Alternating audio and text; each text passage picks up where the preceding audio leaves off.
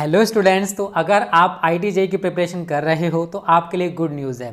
Student देखो, science की बात करें तो साइंस में हमारे पास Albert Einstein and Stephen Hawking जैसे साइंटिस्ट हैं। उसी प्रकार से आर्ट्स की बात करें तो Leonardo da Vinci and Pablo Picasso हैं।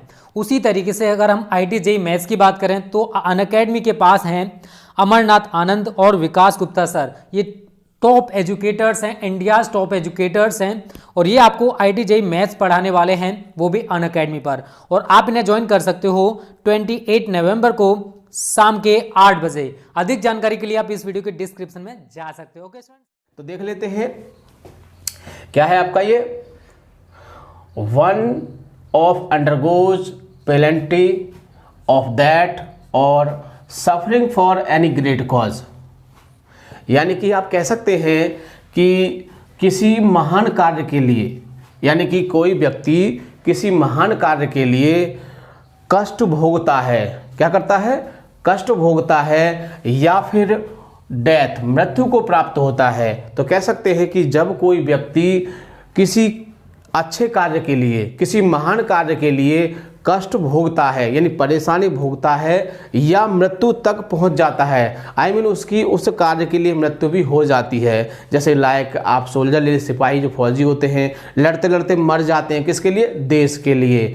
तो उसको क्या बोलते हैं हम, उसको बोलते हैं हम शहीद। क्या बोलते हैं, शहीद। शहीद कहते हैं, हाँ शहीद कहते हैं। लेकिन आपको एग्जाम में शहीद नहीं लिखना है, आपको क्या लिखना है, मार्टियर। क्या लिखना है, मार्टियर। यानी कि आपको तो इंग्लिश में लिखना है ना, लेकिन आपको पता होना चाहिए उसे क्या कहते हैं। तो कह सकते हैं कि महान कार्य के लिए जो लोग पीड़ा उठाते हैं या कष्ट उठाते हैं या मृत्यु तक के लिए प्राप्त हो जाते हैं तो उसको हम बोलते हैं शहीद या मार्टियर। क्या बोलते हैं उसको, मार्टियर बोलते हैं, या फिर हिंदी में आप शहीद कह सकते हो। ठीक है, तो समझ में आ गया होगा। सेकंड को देखते हैं, वेल नोन। वेल मिस होता है बहुत अच्छी तरह से, नोन मिस जाना जाता है, यानी बहुत अच्छी तरह से जाना जाता है। फॉर बैड एक्टिविटीज, किसके लिए, बुरे कार्यों के लिए। किसके लिए जाना जाता है, बुरे कार्यों के लिए। लाइक विकास दुबे, है ना, यानी कि कह सकते हो कि विकास दुबे बहुत सारे बुरे कार्य किए थे। बुरे कार्यों की वजह से लोग उससे क्या करते थे, डरते थे, और वो क्या हो गया था, विख्यात हो गया था, यानी कि प्रसिद्ध हो गया था। किस कारण, बुरे कार्यों के लिए। तो देखो, प्रसिद्ध होना, बुरे कार्य करना जरूरी नहीं है, आप अच्छे कार्य करके भी क्या हो सकते हो, प्रसिद्ध हो सकते हो। देखो फिर देख लेते हैं क्या है कि वेल नोन, अच्छी तरह से जाना जाने वाला, फॉर बैड एक्टिविटीज, बुरे कार्यों के लिए। यानी जो व्यक्ति बुरे कार्यों के लिए बहुत ही अच्छी तरह से जाना जाता है उसको बोलते हैं नोटोरियस। क्या बोलते हैं उसको, नोटोरियस बोलते हैं उसको। क्या बोलते हैं उसको, नोटोरियस। 2 बार पढ़ोगे याद हो जाएगा। इसका जो मीन होता है, यानी कि इसका जो उच्चारण होता है थोड़ा कठिन होता है, इसलिए आपको 2 या 3 बार कम से कम इसको बोलना पड़ेगा। जैसे नोटोरियस, नोटोरियस, नोटोरियस 2-3 बार बोलोगे समझ में आ जाएगा। हिंदी में भी याद कर सकते हो, कुख्यात। क्या बोलते हैं उसको, कुख्यात बोलते हैं। ठीक है ना, याद रहेगा ना। ठीक, आगे चलते हैं, तीसरा देखते हैं, under favour shown by a high official to his relatives. तो under favour shown by a high official relatives, यानी कि एक, यहाँ से देखो, यहाँ से लेंगे समझ में तभी आएगा, क्योंकि अर्थ निकालने क्या होता है, यानी कि जब तक हम उसको सही शब्द को नहीं पकड़ेंगे समझ में नहीं आएगा। तो आपको सही शब्द कहाँ से मिला है, यहाँ से। यानी कि एक उच्च अधिकारी, क्या होता है, एक उच्च अधिकारी टू हिज रिलेटिव्स, यानी एक उच्च अधिकारी के द्वारा किसको, अपने संबंधियों को क्या दिखाया जाता है, अनड्यू फेवर शोन, यानी कि उनके द्वारा अप्रचलित, यानी कि बहुत दबावपूर्ण कह सकते हैं कि जब किसी उच्च अधिकारी द्वारा उसके संबंधियों को क्या दबावपूर्ण कुछ दिखाया जाता है, प्रभाव दिखाया जाता है, तो उसको क्या बोलते हैं, उसको बोलते हैं भाई भतीजावाद। क्या बोलते हैं उसको, भाई भतीजावाद। लेकिन आपको ये नहीं याद करना है, वैसे याद करना बुरी बात नहीं है क्योंकि हिंदी में भी याद होना चाहिए। आप बोलोगे उसे नेपोटिज्म। क्या बोलोगे उसे, नेपोटिज्म। वैसे नेपोटिज्म होता है लेकिन हम इसको नेपोटिज्म कहेंगे तो ओ बोलने पर हमको ओ लिख सकते हैं, वैसे वो आपका साइलेंट रहता है, नेपोटिज्म होता है ये, है ना। तो आप ओ बोलोगे तो आपकी स्पेलिंग गलत नहीं होगी, तो नेपोटिज्म कहोगे इसको, यानी कि भाई भतीजावाद। क्या होता है वो? भाई भतीजावाद। आगे देख लेते हैं 4 पर क्या है? ए मैन, यानी कि एक आदमी। हु माने जो, एक आदमी जो ईट्स खाता है मीट।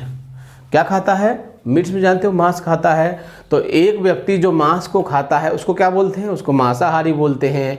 बट आपको मांसाहारी नहीं लिखना है, आप क्या बोलोगे उसे? Non vegetarian. क्या बोलोगे उसे? Non vegetarian. बहुत ही कॉमन वर्ड है, इसको तो आप यूज़ करते होंगे। जैसे कि आप मोमोज खाने जाते हैं, कहते हैं भैया वेजिटेरियन है या नॉन वेजिटेरियन है, बोलते हैं ना, तो वो कहता है कि नॉन वेजिटेरियन है और वेजिटेरियन भी है। तो ये तो आपका कॉमन वर्ड हो गया ना, तो आपको इसको याद करने में ज़्यादा दिक्कत नहीं होगी, तो बहुत ही आसानी से आप इसको समझ सकते हैं। तो नॉन वेजिटेरियन बोलते हैं उसको, यानी कि मांसाहारी। क्या होता है वो? मांसाहारी होता है। आगे देखिए 5 पर देखते हैं, बहुत ही इंपॉर्टेंट है, अक्सर एग्जाम में आ जाता है। तो देखते हैं 5 में को। 1 माने एक व्यक्ति, हु माने जो, लुक्स माने देखता है, at the bright side of the things, यानी कि जो सामने की चीज़ें हैं केवल उनको ही देखता है। एक व्यक्ति जो सामने जो दिख रहा है उसको ही देखता है, तो उसको क्या बोलते हैं? उसको बोलते हैं हम आशावादी। यानी कि किसी भी चीज़ में बहुत अच्छे से विश्वास कर लेता है, आशावादी, तो उसको बोलते हैं ऑप्टिमिस्ट। क्या बोलते हैं उसको? ऑप्टिमिस्ट। बहुत इंपॉर्टेंट है, इसलिए आपको याद रखोगे। तो 1 who looks at the bright side of things, यानी वस्तुओं की सामने की चीज़ को देखता है, जो सामने दिख रहा है उसी पर विश्वास कर लेता है, तो उसको क्या बोलते हैं? उसको आशावादी बोलते हैं। ठीक है, ऑप्टिमिस्ट बोलते हैं। आगे 6 पर देखते हैं। ए द वर्ड, यानी कि एक शब्द, which is no longer in use, यानी कि एक शब्द जो काफ़ी समय से, एक शब्द जो काफ़ी समय से प्रयोग में नहीं है, लॉन्गर काफ़ी समय से प्रयोग में नहीं है, तो उसको क्या बोलते हैं? उसको बोलते हैं अप्रचलित। क्या बोलते हैं उसको? कहते हैं ना ये तो अप्रचलित है, यानी चलन में ही नहीं है, उसको बोलते हैं ऑब्सोलेट। क्या बोलते हैं? ऑब्सोलेट बोलते हैं उसको। क्या बोलते हैं? ऑब्सोलेट, यानी कि ऑब्सोलेट, इस तरह से बोल सकते हैं आप इसको। ठीक है, आगे देखिए 7 पर है, that which can not be seen through, that which can not be seen through, यानी कि कह सकते हैं कि जिसके आर पार नहीं देखा जा सकता है, यानी जिसे नहीं देखा जा सकता है या उसके आर पार नहीं देखा जा सकता है, उसको बोलते हैं अपारदर्शक। क्या बोलते हैं उसको? अपारदर्शक, यानी उसको बोलते हैं हम ओपेक्यू। क्या बोलते हैं उसको? ओपेक्यू। तो देखो ऐसे वर्ड हैं जो पढ़ने में थोड़ी दिक्कत हो सकती है, लेकिन कोई बात नहीं, 2 या 3 बार पढ़ोगे तो समझ में आसानी से आ जाएगा। क्या बोलते हैं उसको? ओपेक्यू बोलते हैं। ठीक है, आगे देखिए 8 पर देखते हैं। ए गार्डन, गार्डन जानते हो ना, एक बगीचा, वेयर मीन्स जहाँ, फ्रूट्स आर फाउंड, एक बगीचा जहाँ पर फल प्राप्त होते हैं, ग्रोन या फिर उगाए जाते हैं, एक बगीचा जहाँ पर फल प्राप्त होते हैं या उगाए जाते हैं, तो उसको हम बोलते हैं, क्या बोलते हैं उसको? बाग। कहते हैं ना बाग, यानी कि अमरूद लाए, कहाँ से लाए? बाग में से लाए। आम लाए, कहाँ से लाए? बाग में से आए, है ना। और जब मार्ग में कि भाई कहाँ से लाए हो? बाग में से लाए हो। कहाँ? बाग में से लाए, तो उसको क्या बोलते हैं? उसको बोलते हैं ओरचार्ड। क्या बोलते हैं उसको? ओरचार्ड। क्या बोलते हैं उसको? ओरचार्ड। 2 या 3 बार बोलोगे याद हो जाएगा। वैसे आपका कॉमन वर्ड है, हो सकता है कि आपको पहले से भी याद हो। ठीक है ना, तो आगे देख लेते हैं 9 पर। 9 वाला बहुत इंपॉर्टेंट है और मैं कह सकता हूँ कि आसान भी है, तो आप इसे बहुत ही आसानी से भी याद कर सकते हैं। जैसे कि क्या है दिया हुआ है, ए चाइल्ड, आई मीन एक बच्चा, हुज माने जिसके पेरेंट्स आर डेड, एक बच्चा, हुज माने जिसके पेरेंट्स में होते हैं माता पिता, आर डेड मर चुके हैं या मर गए हैं, एक बच्चा जिसके माता पिता मर गए हैं, तो क्या बोलते हैं उसको? अनाथ कहते हैं। भैया इसका कोई नहीं है, इसके माँ बाप मर चुके, अनाथ कहते हैं ना। बट आपको अनाथ नहीं याद करना है, लेकिन अनाथ से शब्द याद होना चाहिए, लेकिन आपको ऑर्फेन, क्या बोलते हैं उसको? ऑर्फेन बोलते हैं, हिंदी में बोलते हैं उसको अनाथ, और आपको एग्जाम में क्या लिखना है? ऑर्फेन। ऑर्फेन, ऑर्फेन, ऑर्फेन 2 या 3 बार बोलोगे, बहुत ही आसानी से याद हो जाएगा, कोई दिक्कत नहीं होगी। ठीक है, एक बार में न समझ में आए वीडियो को दोबारा भी देख सकते हैं, 3 बार देख सकते हैं, ऐसा कोई बाउंडेशन नहीं है कि नहीं आप एक बार ही देखोगे। ठीक है, आगे देखिए 10 पर देखते हैं। Holding conventional belief specially in matter of religion. यानी कि खास तौर से स्पेशल मीन्स क्या होता है, खास तौर से, इन मैटर ऑफ रिलीजन, जो धार्मिक मामले होते हैं, खास तौर से जो धर्म के मामले होते हैं, होल्डिंग कन्वेंशनल बिलीफ, तो उसमें क्या होता है, जो पारंपरिक मान्यताएं होती हैं उनको धारण कर लिया जाता है। यानी कि धर्म के रूप पर, धर्म के कारण क्या होता है कि जो हमारी पुरानी पारंपरिक मान्यताएं होती हैं हम उनको मान लेते हैं। जैसा कि हमारे पिताजी वो करते आ रहे थे और हम भी वही कर रहे हैं, हमारे बाबा ने जो किया था वो पिताजी ने किया था, पिताजी ने वो किया उसे हम कर रहे हैं। तो क्या होता है, ये धर्म के अनुसार होता है। लेकिन इसमें ये भी देखा जाता है कि ये चीज़ सही है या गलत है। क्या है ये चीज़, ये सही है या गलत है। यानी कि अंधे बन के उसमें विश्वास कर लेना।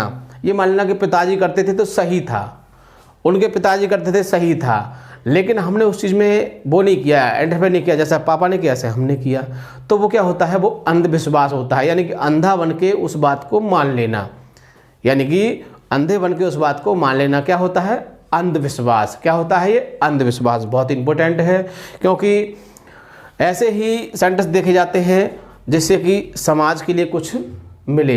तो हमको ऐसा नहीं करना चाहिए कि जो हमारे पिताजी करते आ रहे थे वो हम करें। देखते हैं कि पिताजी सही करते थे या गलत करते थे, तो हमारा एक दायित्व बनता है कि हमारे फादर जो करते आ रहे थे वो सही था या गलत था। क्योंकि मनुष्य चिंताशील है, वो इस बात पर सोच सकता है, विचार कर सकता है कि फादर जो करते थे वो सही था गलत था, अब हमें उसे करना चाहिए या नहीं करना चाहिए। तो उस जो उनके अनुसार करता जाता है उसको क्या बोलते हैं, उसको अंधविश्वासी बोलते हैं। और आपको क्या करना है, ऑर्थोडॉक्स। क्या करना है उसको, ऑर्थोडॉक्स। क्या होता है वो, ऑर्थोडॉक्स होता है, ऑर्थोडॉक्स। तो आप बहुत आसानी से इसको याद करोगे, 2-3 बार बोलोगे और याद हो जाएगा। अक्सर ये आप ऐसे वाक्य आते हैं तो ये इंपॉर्टेंट भी है, तो आप इसे अच्छी तरह से याद भी रखोगे। ठीक है, आगे देखिए 11 पर है ऑल पावरफुल। ऑल मीन्स सभी, इन्फिनिट, यानी कि क्या है, उसमें पूरी तरह से सब शक्तियाँ हैं। कैसी हैं, चाहे तगड़ी हो या हल्की हो, हर तरह की शक्ति हो, पूरी तरह से शक्तिशाली हो, तो क्या बोलते हैं उसको, हम सर्वशक्तिमान बोलते हैं। क्या बोलते हैं उसको, हम सर्वशक्तिमान। तो उसको ओमनीपोटेंट, क्या बोलते हैं उसको, ओमनीपोटेंट बोलते हैं। क्या बोलते हैं उसको, ओमनीपोटेंट। क्या होता है वो, ओमनीपोटेंट। तो आपको क्या देखना है, ये पावर शब्द देखना है। इसे दूसरे तरीके से कैसे पूछ सकता है, यानी कि डेट इन्फिनिट क्या है, पावर, यानी कि जो ख़त्म न होने वाली शक्ति क्या होती है वो, तो वो क्या होता है, सर्वशक्तिमान ही तो होता है, जिसकी शक्ति ख़त्म न हो। तो क्या बोलते हैं उसको, ओमनीपोटेंट बोलते हैं। तो याद हो जाएगा आपको आसानी से। लास्ट को देखते हैं 12वां, बहुत ही इंपॉर्टेंट है और हो सकता है कि 2021 में आपको देखने को मिले। 2021 भी लिख दिया मैंने इस पर। ठीक है, आप इसको बढ़िया तरह से याद करोगे। अब नहीं आए तो ये मत कहना कि सर ने कहा था नहीं आया। देखो, मैं कोई भगवान का भाई नहीं हूँ कि जो मैं कहूँ वही आ जाए, लेकिन एक टीचर्स माइंड होता है जो कि दूसरे टीचर्स के माइंड को टच कर जाता है। ठीक है, तो हमारा यही तरीका होता है और कभी कभी हमारी बात 100% भी हो जाती है, क्योंकि जो हम सोचते हैं, और पेपर बनाने वाला भी तो क्या होता है, एक टीचर ही होता है, ऐसा तो नहीं कोई भगवान बनाता हो। तो क्या है, तो कभी कभी टीचर्स माइंड टच हो जाता है तो सही बैठ जाता है, तो ऐसा हो सकता है। ठीक है, तो आप इसको अच्छी तरह से याद करोगे। वैसे इसमें से कोई सा भी आ सकता है। ठीक है, तो देख लेते हैं एक बार। One who is present, one means एक, हु माने जो, इज माने है, प्रेजेंट माने उपस्थित, एवरीवेयर हर जगह, एक व्यक्ति जो हर जगह उपस्थित होता है। अब कोई भी हो सकता है वो, एट द सेम टाइम, समान टाइम पर, यानी कि यहाँ भी है, दिल्ली में भी है, अलीगढ़ में भी है, अमेरिका में भी है, बिहार में भी है, यानी हर जगह सेम टाइम में रह सकता है। हमने याद किया, हरे भगवान हमारी मदद करो। तो यहाँ हो है, अब आप याद कर रहे हो तो आपके पास भी हो, तो कह सकते हैं कि जो हर जगह उपस्थित रहता है उसको क्या बोलते हैं, उसको सर्वव्यापी बोलते हैं। क्या बोलते हैं उसको? सर्वव्यापी। यानी जो हर जगह पाया जाता है उसको क्या बोलते हैं? सर्वव्यापी। और आपको इंग्लिश में याद करना, क्या बोलते हैं उसको? Omni present. क्या बोलते हैं? Omni present. ठीक है, याद हो जाएगा ना। तो ये थे आपके, हमने 12 ही लिए थे, यानी वन वर्ड सब्स्टिट्यूशन, और हम एक बार में 12 ही लेते हैं। इस तरह से आपके 6 पार्ट कंप्लीट हो चुके हैं। इसमें 2 या 3 पार्ट और आएंगे और आपका ये वन वर्ड सब्स्टिट्यूशन का जो बिंदु है वो पूरी तरह समाप्त हो जाएगा। फिर इसमें आपका केवल एक ही पॉइंट रह जाएगा और वो है आपका इडियम्स एंड फ्रेजेस। ठीक है ना। और आप ये मत सोचना कि ख़त्म हो गया तो पीछे याद नहीं करना है, इसको पीछे रिवाइज करते रहना, याद करते रहना।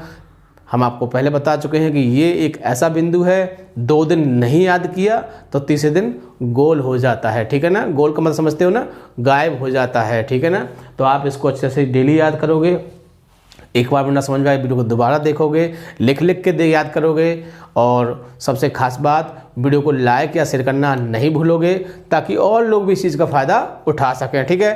Thank you. जय हिंद, जय भारत।